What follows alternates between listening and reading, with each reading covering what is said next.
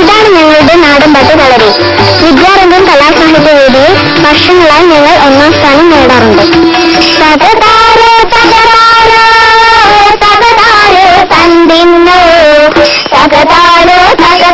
ഗ്രാമങ്ങളാണ് ഭാരതത്തിന്റെ ശക്തി എന്ന് പണ്ട് മഹാത്മജി പറഞ്ഞത് സത്യമാണെന്ന് ഇപ്പൊ തോന്നുന്നു അല്ലെ?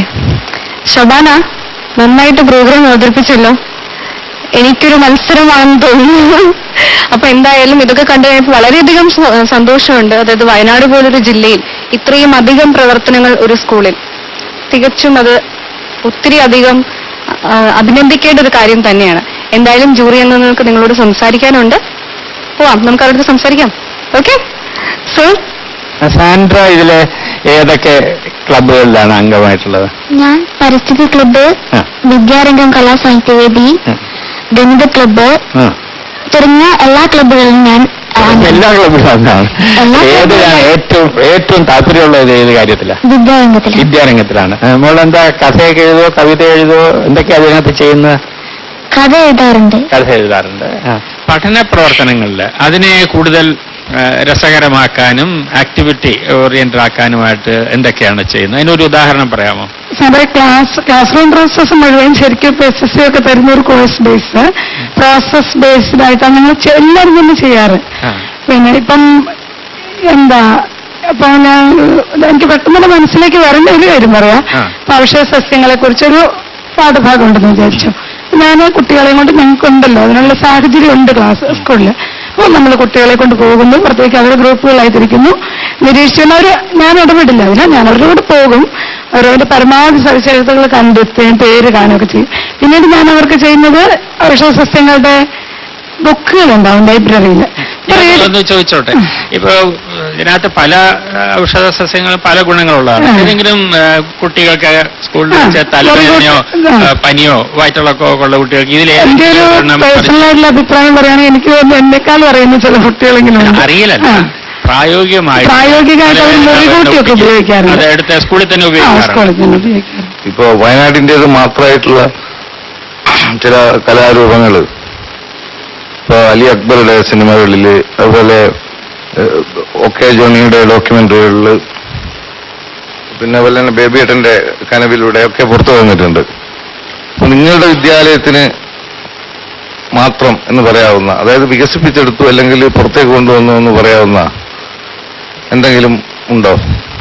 സാർ, ഞങ്ങള് കഴിഞ്ഞ വർഷം ഒരു നാടക കളരി രൂപപ്പെടുത്തിയിരുന്നു. അപ്പൊ അതിൽ ഞങ്ങളിപ്പോ 3-4 വർഷമായിട്ട് ദേശീയ പരിസ്ഥിതി ബോധവൽക്കരണ പ്രവർത്തനം നടത്തുന്ന ഒരു സ്കൂളാണ്, കേന്ദ്ര ഗവൺമെന്റ് ധനസഹായത്തോടു കൂടി.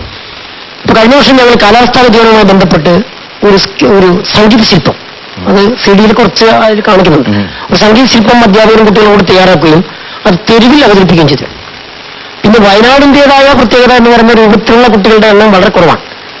സാർ ഉദ്ദേശിച്ച ഒരു ആദിവാസി വിഭാഗത്തിൽപ്പെട്ട, പണി വിഭാഗത്തിൽപ്പെട്ട 28 കുട്ടികളെ ഞങ്ങൾക്കുള്ളൂ. പിന്നെ ബഹുഭൂരിപക്ഷം വരുന്ന മുസ്ലിം ജനസമൂഹമാണ്. അപ്പൊ അത് അവരുടെ ഈ അറവനമോ ഈ ദപ്പ് തുടങ്ങിയ കലാരൂപങ്ങൾ ഞങ്ങൾ പ്രോത്സാഹനം. പിന്നെ നമ്മളെ സ്കൂളിൽ ആ കുട്ടികൾ പഠിക്കുന്നുണ്ടോ ഇല്ലയോ എന്നുള്ളതല്ല, ആ ഏരിയയുടെ സാധ്യതകൾ നമുക്ക് പ്രയോജനപ്പെടുത്താൻ. അതെ, ആ ഏരിയയുടെ സാധ്യത എന്ന് പറയുമ്പോൾ അവിടെ ST വിഭാഗത്തിൽപ്പെട്ട കുട്ടികൾ വയനാടാണെങ്കിലും ഞങ്ങളുടെ ഏരിയ കുറവാണ്. കാരണം മലപ്പുറത്ത് കുടിയേറിയ തോട്ടം തൊഴിലാളികളുടെ ഒരു കേന്ദ്രമാണ്. തികച്ചും തോട്ടം തൊഴിലാളികളാണ്. പലപ്പോഴും ലോക്കൌട്ടും കാര്യങ്ങളൊക്കെ വരുന്ന ഒരു സ്ഥലം. നിങ്ങളുടെ ക്ലാസ്സിൽ എന്തൊക്കെ സാധനങ്ങളാണുള്ളത്? ഞങ്ങളുടെ ക്ലാസ്സില് ബോർഡ്, ഡെസ്ക്, ബെഞ്ച്, പിന്നെ സാർമാർക്കുള്ള കസേര, ടേബിൾ,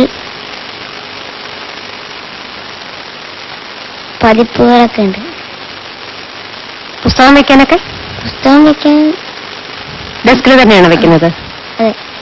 ആണ്. പിന്നെ ഫാനുണ്ടോ? ഫാനില്ല. വേണ്ടല്ലേ, ഇവിടെ നല്ല തണുപ്പാണല്ലേ. ലൈറ്റ് ഉണ്ടോ? ഉണ്ട്. പിന്നെ കുറെ നല്ല ബാത്റൂമുകൾ, കുളിമുറികൾ, ടോയ്ലറ്റുകളൊക്കെ ഉണ്ടെന്ന് പറയുന്നത് ശരിയാണോ? അവിടെ എന്തൊക്കെയുണ്ട്? അവിടെ സോപ്പ്. എന്തിനാ അവിടെ സോപ്പ് വെച്ചിരിക്കുന്നത്? ബാത്റൂമിലൊക്കെ പോയി കഴിഞ്ഞിട്ട് കൈ കഴുകാൻ. അതെന്തിനാ? അതെന്തിനാണ്? കൈകളെ അലുക്കളൊക്കെ പോവാൻ എടുക്കാൻ. പിന്നെ അവിടെ ലൈറ്റും ഒക്കെ ഉണ്ടോ? പെൺകുട്ടികൾക്ക് വേറെ ബാത്റൂമുകളൊക്കെ ഉണ്ട്. അവിടെ വലിയ ഔഷധ കൃഷിത്തോട്ടമൊക്കെ ഉണ്ടോ? എന്തൊക്കെയാണ് അവിടെ ഉള്ളത്? കുറുന്തോട്ടി. കുറുന്തോട്ടിക്ക് എന്താ പ്രയോജനം? കുറുന്തോട്ടി ഔഷധമാണ്. പിന്നെ വേറെന്താ ഉള്ളത്? തൊട്ടാവാടി, മുതുകൂട്ടി. ദശപുഷ്പം എന്നൊക്കെ പറഞ്ഞെന്താ? ദശപുഷ്പം എന്ന് പറഞ്ഞാൽ 10 ഔഷധ ഗുണമുള്ള പൂക്കൾ. നിങ്ങളുടെ സ്കൂളിൽ നമ്മളെ കണ്ട വീഡിയോയില് ബോർഡൊക്കെ എഴുതി വെച്ചിട്ടുണ്ടായിരുന്നല്ലോ. ഏതെങ്കിലും ഒരു 2 പൂവിന്റെ പേര് പറയാമോ ദശപുഷ്പത്തില്? മുയൽ ചെവിയൻ. പിന്നെന്താ, നമ്മളെപ്പോഴും മുറ്റത്ത് കാണുന്നൊരു മഞ്ഞപ്പൂവില്ലേ, ചെറിയ പൂവ്? മുക്കുറ്റി. മിടുക്കി. സാറ് സംസാരിച്ചപ്പോഴും പറഞ്ഞു സോപ്പ് കൈ കഴുകുന്നതിനെ പറ്റി വളരെ പ്രാധാന്യം കൊടുത്താണ് നിങ്ങൾ പിള്ളേരെ പഠിപ്പിക്കുന്നത്. പക്ഷെ എന്തുകൊണ്ടാണ് ഈ സോപ്പ് ഉപയോഗിക്കേണ്ടത്, കൈ കഴുകേണ്ടതെന്ന് പിള്ളേർക്ക് പറഞ്ഞു കൊടുക്കാനുള്ള ഒരു ക്ലാസ് അല്ലെ പ്രത്യേകിച്ച് സെമിനാർ അതങ്ങനെ വല്ലതും നടത്താറുണ്ടോ? നടത്തിയിട്ടുണ്ട്. കഴിഞ്ഞ വർഷം ഞങ്ങൾ നടത്തിയൊരു പ്രധാനപ്പെട്ട പ്രവർത്തനം തെളിമ എന്ന് പറഞ്ഞൊരു പുസ്തകം ഇറക്കിയിരുന്നല്ലോ. ഈ തെളിമ ബുക്ക് കുട്ടികൾ പഠിക്കുകയും കുട്ടികൾ അതിന്റെ 4 അധ്യായങ്ങളും സെമിനാറായിട്ട് അവതരിപ്പിക്കുകയും ചെയ്തു. തെളിമ പുസ്തകത്തിൽ ഈ കാര്യങ്ങളെല്ലാം വളരെ വ്യക്തമായി പറയുന്നതാണ്. അപ്പൊ ആ തെളിമയിൽ ഓരോ അധ്യായവും ഓരോ ഗ്രൂപ്പിന് കൊടുത്ത് അവർ സെമിനാറായിട്ട് അവതരിപ്പിക്കുകയും സെമിനാർ ഒരു മത്സരമായി നടത്തുകയും അതിൽ വിദഗ്ധരായ ആളുകളെ ജൂറി പാനൽ പോലെ ഇരുത്തി കൊണ്ട് ഞങ്ങൾ നടത്തിയിരുന്നു. അത് മാധ്യമങ്ങളൊക്കെ റിപ്പോർട്ട് ചെയ്ത ഒരു കാര്യമായിരുന്നു. ഈ ഹർഷദാരാണ്? ഹർഷദ് സോപ്പിട്ട് കൈ കഴുകിയ എന്തെല്ലാം രോഗങ്ങൾ വരാതിരിക്കുമെന്നറിയോ? ഏതെങ്കിലും ഒരു രോഗത്തിന് പേര് പറയാൻ പറ്റുമോ? സോപ്പിട്ട് കൈ കഴുകിയാൽ ഒഴിവാക്കാവുന്ന എന്തെല്ലാം രോഗങ്ങളുണ്ട്? ഒരു രോഗത്തിന്റെ പേര് പറയാൻ പറ്റുമോ? വയറിളക്കം. Very good. ഇതാണ് ഞങ്ങൾ ഉണ്ടാക്കുന്ന സ്വദേശി എന്ന സോപ്പ്. നിങ്ങൾ ഉണ്ടാക്കുന്ന സോപ്പാണ്. സോപ്പിന്റെ പേരെന്താണ്? സ്വദേശി. സ്വദേശി. ഓ, നിങ്ങൾ പുറത്ത് വിൽക്കാറുണ്ടോ? നിങ്ങൾ മാത്രം ഉപയോഗിക്കാറുള്ളൂ? ഞങ്ങളുടെ സ്കൂളിൽ ആവശ്യം കഴിഞ്ഞാൽ മാത്രം പുറത്ത് വെക്കാറുണ്ട്. അപ്പൊ എന്തുമാത്രം ഉണ്ടാക്കാറുണ്ട് ഒരു മാസം നിങ്ങൾ? ഒരാഴ്ചയിൽ 24 സോപ്പ് കൊള്ളുന്ന 2 ഡ്രോകളായി ഞങ്ങൾ ഉണ്ടാക്കുന്നുണ്ട്. ഓ, വെരി ഗുഡ്. എല്ലാ തരത്തിലുള്ള പ്രവർത്തനങ്ങൾ കാണാൻ സാധിച്ചു, വായിക്കേണ്ട കാണാൻ സാധിച്ചു. പക്ഷെ ഒരു കാര്യം കാണാണ്ടിരുന്നത് നിങ്ങൾ കളിക്കേണ്ടതാണ്. അപ്പൊ എങ്ങനെയൊക്കെയാണ് നിങ്ങൾ കളിക്കേണ്ടത്? ഏതൊക്കെ കളികൾ കളിക്കും? കുട്ടികളൊക്കെ എല്ലാവരും ഒരുമിച്ച് കളിക്കാറുണ്ടോ? കാരണം വെച്ചാൽ ക്ലീനിങ് എല്ലാവരും ഒരുമിച്ചാണ് ചെയ്യണേ. ആൺകുട്ടികളും പെൺകുട്ടികളും, ആൺകുട്ടികൾ അടിച്ചുവായിരുന്നു, പെൺകുട്ടികൾ അടിച്ചുവായിരുന്നു. അതൊക്കെ കാണാൻ സാധിച്ചു. പക്ഷെ നിങ്ങൾ കളിക്കേണ്ട മാത്രം കാണാൻ സാധിച്ചില്ല. അപ്പൊ കളിക്കാറില്ലേ? പാട്ടുപാടി കളിക്കും. ഓടി കളിക്കോ? ഫുട്ബോളൊക്കെ കളിക്കോ? കളിക്കും. പിന്നെ വേറെന്തൊക്കെ കളിക്കും? ക്രിക്കറ്റ് കളിക്കും, കൊത്തങ്കല്ല് കളിക്കും, ഒളിച്ച് കളിക്കും. പഠനയാത്രകൾ സംഘടിപ്പിക്കുമ്പോൾ നിങ്ങളുടെ പ്രയോറിറ്റി എന്താണ്? മുൻഗണനാക്രമം എങ്ങനെയാണ്? വയനാട്ടിലുള്ള പല കുട്ടികളും കടൽ കണ്ടിട്ടുണ്ടാവില്ല. അല്ല, അങ്ങനെ കടൽ, റെയിൽവേ അതുപോലുള്ള കാര്യങ്ങൾക്ക് കടലെന്നുള്ളത് കടലിലൊക്കെ പോയിട്ടുണ്ട്. കടൽ തീരത്ത് ഏതായാലും പോകുമ്പോൾ കൃത്യമായിട്ടും പിന്നെ പ്ലാൻ ചെയ്ത് തന്നെയാണ് പോകാം. അങ്ങനെ എല്ലാ വർഷവും കുട്ടികളെ എല്ലാ കുട്ടികളെയും കൊണ്ടുപോകാം. എല്ലാ കുട്ടികളില്ല, കുറഞ്ഞ കുട്ടികളെ പോകാറുണ്ട്. പിന്നെ ക്ലബുകളുടെ ആഭിമുഖ്യത്തിൽ പഠനയാത്രകൾ പോകാറുണ്ട്. ഇപ്പൊ ഞങ്ങള് കഴിഞ്ഞ ദിവസം പോയൊരു കൊറ്റില്ലം എന്ന് പറയുന്നത് പനമരത്ത് നശിച്ചുകൊണ്ടിരിക്കുന്ന കൊറ്റികൾ ധാരാളം താമസിക്കുന്നുണ്ട്. ഇപ്പൊ 2-3 മാസം കൊണ്ട് അത് നാമാവശേഷം, കാരണം മുളകൾ ഉണങ്ങിപ്പോയി. അപ്പൊ കൊറ്റില്ലം അതുപോലുള്ള സ്ഥലങ്ങളിൽ ഞങ്ങൾ സന്ദർശിച്ച കുട്ടികൾക്ക്. അപ്പൊ ഇനി ഗ്രേഡ്സ് ചോദിക്കാം.